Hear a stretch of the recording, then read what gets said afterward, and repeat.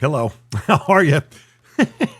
Hey, the reason I'm doing that Brother Buckeye Doug thing, because I kept forgetting what I was calling my broadcast. Brother Buckeye Doug, my wife said, you need cue cards. So we're going to do that from now on.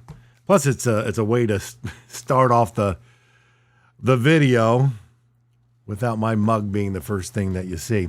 How are you?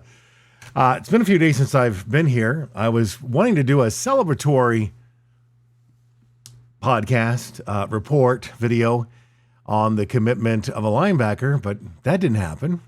But as you can see, I'm not, upset about it. Disappointed. Yeah, just like everybody else was, because this was one that was leaning the Buckeyes' way. The fellow named Asa, A-S-A, chose Notre Dame and Marcus Freeman. Another reason why I don't love Marcus Freeman anymore. His post about it was weird because he said, I could not see myself playing for Notre Dame. Notre Dame. But that's who he chose over Ohio State, and I think it was Oregon. Said he prayed on it, and as a person who prays myself from time to time, I can't fault a kid for praying on things and making a choice.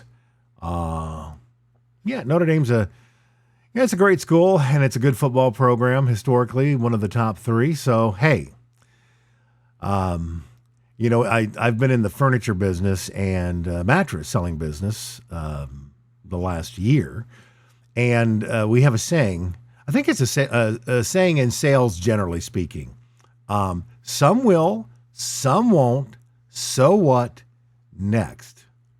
Now that so what becomes problematic when it's a Charles Woodson or a Desmond Howard, a player of that caliber.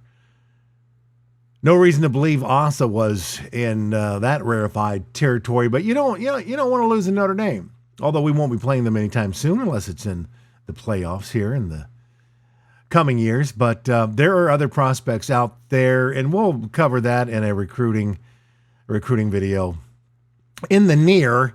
But right now, I want to just have a little fun with one of my Bucknuts friends who had a really pretty cool post. He lurks on the Michigan site, and there was a Michigan poster over there that believes that their team, their club, has the advantage in all the position groups with the exception of wide receiver and punter. Okay. So I replied on Bucknuts, which is also known as Ohio State 247. And this is what I wrote. They may have a better 1-2 punch with their top two running backs. I don't necessarily concede that, but I wouldn't trade a healthy Trayvon Henderson and Mayan Williams for Corum and Edwards. I like Edwards a lot. We chose Henderson over Edwards. I always did like him. I like him better than Corum. Let's put it that way. Although Corum's a really good back. But a healthy Henderson and Williams, I believe, are right there with those two. And then the rest of the room, I think we trump them. Hayden, Trainum, Xavier Johnson, on a part-time basis. Evan Pryor. I know I'm forgetting somebody. I apologize for forgetting somebody there. But anyway, I think our group as a whole is better. So I don't concede the running back group to them. As far as the offensive line goes, I think it's too early to tell.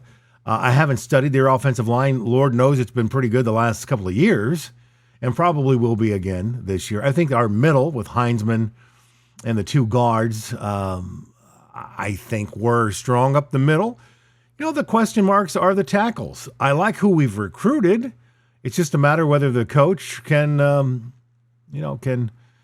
ramp them up in time for the season.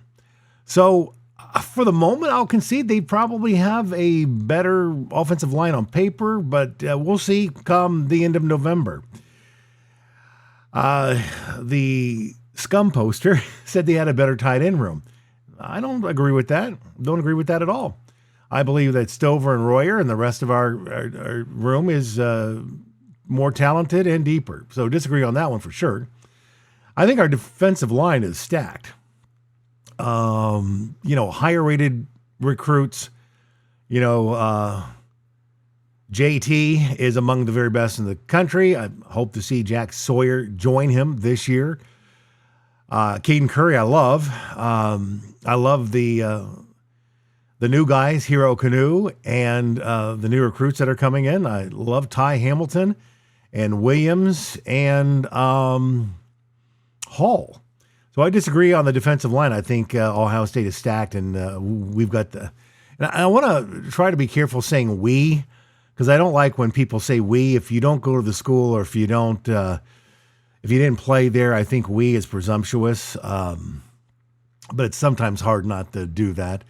I think our linebacker room is better than their linebacker room. I think Eichenberg is a future NFL player, and still Chambers as well, and C.J. Hex is a 5-star who is supposed to be, a top 2 or 3 round draft pick in a few years. So I disagree with the Michigan poster saying their linebacker room is better.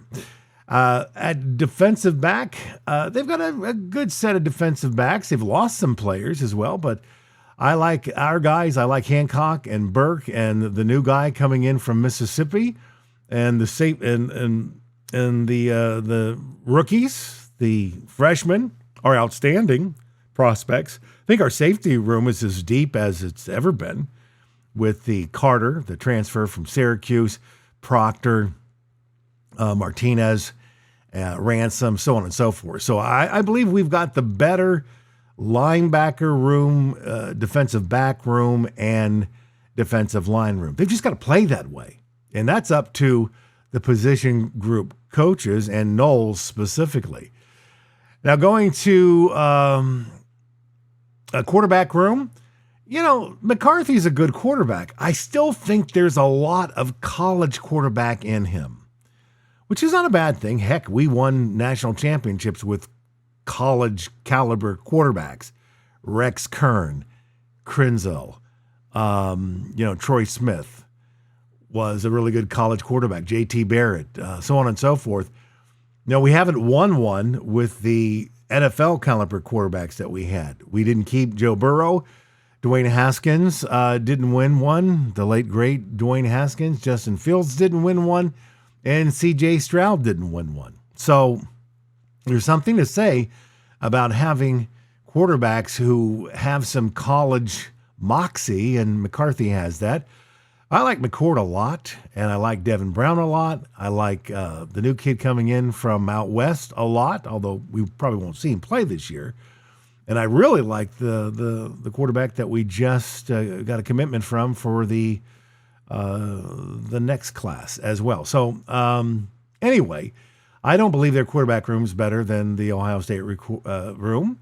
So I will concede to Michigan that they've got on paper a better offensive line, not better receivers, tight ends, or running backs when we talk about depth.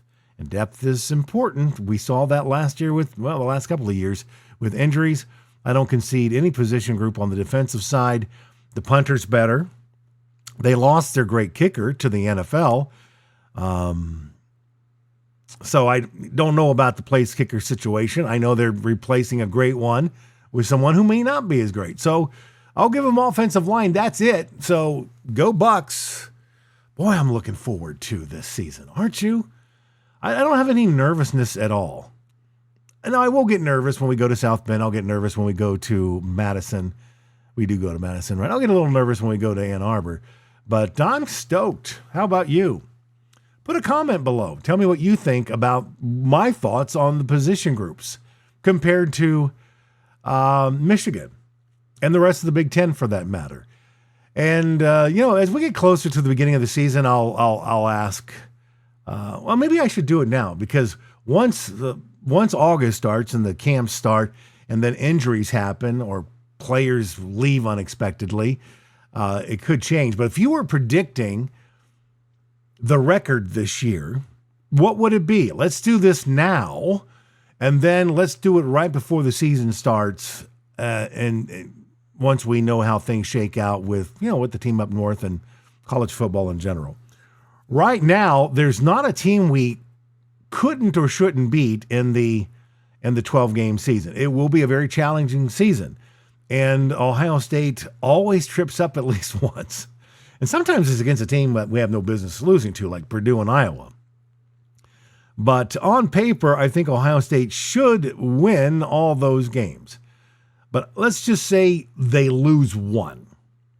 So let's say it's an 11-1 regular season, with that one not being the Michigan game. I believe they win the Big Ten, they get to the Big Ten championship, they win that, so they're 12-1. And I do believe they win the first game of the playoffs, whoever we're set up with, unless we get a bad draw again, which means we'd be 13-1, and then the national championship. It kind of depends upon the draw. I'm going to say all the way.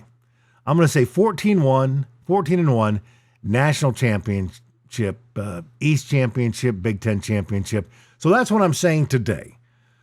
But if Henderson and Mayan Williams are hurt as we head into the September, all bets are off, and it really changes quite a bit. So let me know what you think. Please subscribe if you'd like to. I'm a fan. I'm a big fan. I've been following Ohio State football since 1968. Yeah, I'm that old. And, I am a recruit junkie. I've just learned over the years not to get too bent out of shape about a loss of a player here or there. Now, if we lose the kid, Kendrick Houston, if he doesn't end up coming, if we don't get Bolden, which is not likely, but if we lose all those top tier guys on the defensive side and don't replace them with high 4 stars, yeah, I'll be a little disappointed. But right now we're sitting at number 2 in the country, number 1 in the Big Ten.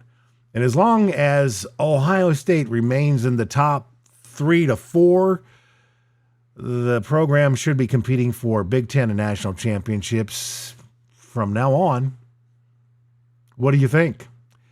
Thank you for spending some time with Brother Buckeye Doug. I've got these posters all over the wall. I also use some.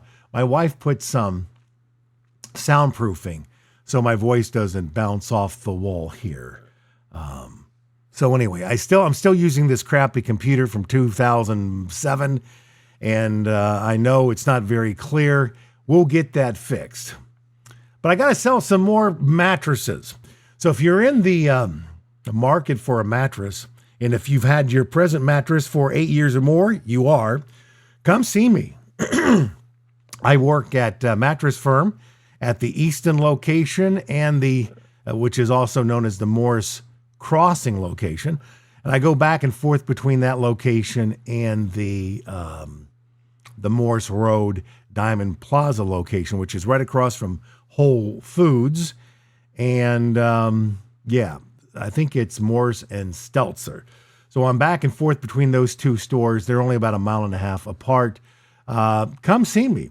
And we've got mattresses from about $999 to $6,300, depending on what your budget and needs and wants and desires are. If you've got a child or a teenager, we've got mattresses that range from about $179 to $899.